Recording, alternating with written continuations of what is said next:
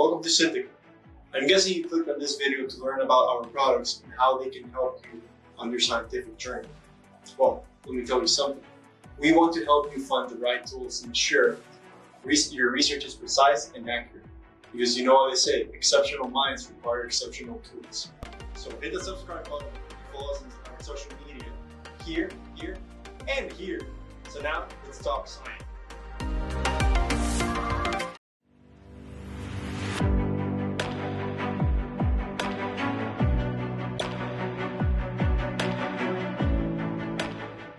I'm Katie Parkins, and I'm a scientific product manager at Scintica.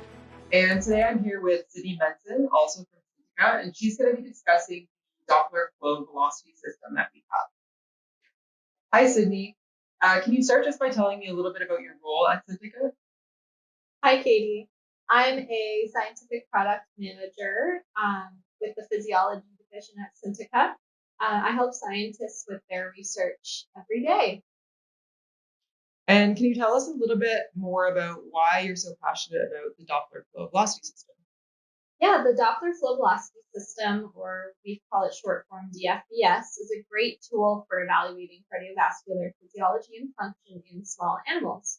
It's non-invasive, much easier to learn than an ultrasound system, and it provides accurate measurements of blood flow velocity. Can you explain a bit about what you mean by Doppler, just for those of us who are unfamiliar? Sure. The Doppler effect refers to the change in frequency in a wave in relation to an observer who's moving relative to the wave source. So a Doppler ultrasound can estimate how fast blood flows by measuring the rate of change in its pitch or frequency. And can you explain a bit how the system works?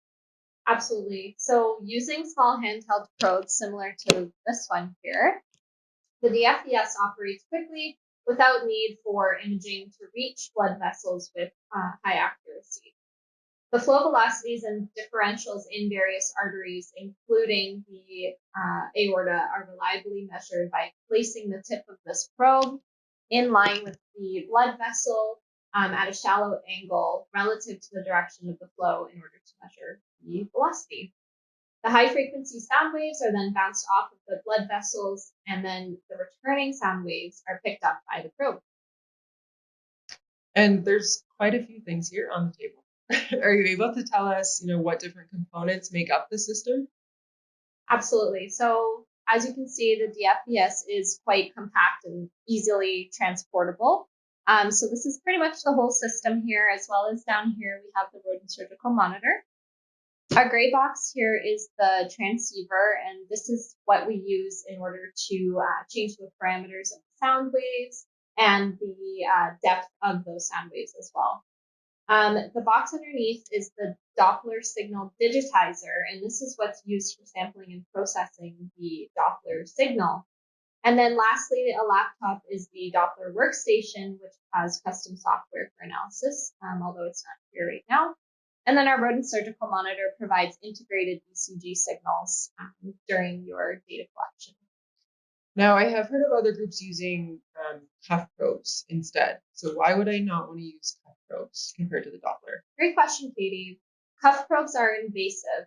So the user has to actually physically wrap the cuff probe around the vessel of interest. In contrast, the Doppler flow velocity system is completely non-invasive for small animal models. And this allows the user to acquire all the desired signals longitudinally without any surgical intervention. So the DFVS does work with larger animals, but it does require the use of invasive cuff probes.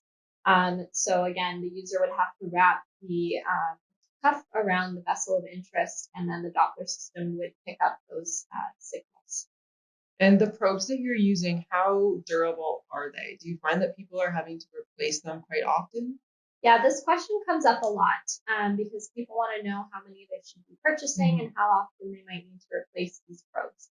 They're actually extremely durable. So as you can see, it is encased in a steel casing, and this has all of the electronics and the crystal inside of that stainless steel casing. Actually, some people that I know have been using their probes for 10 plus years, so very durable.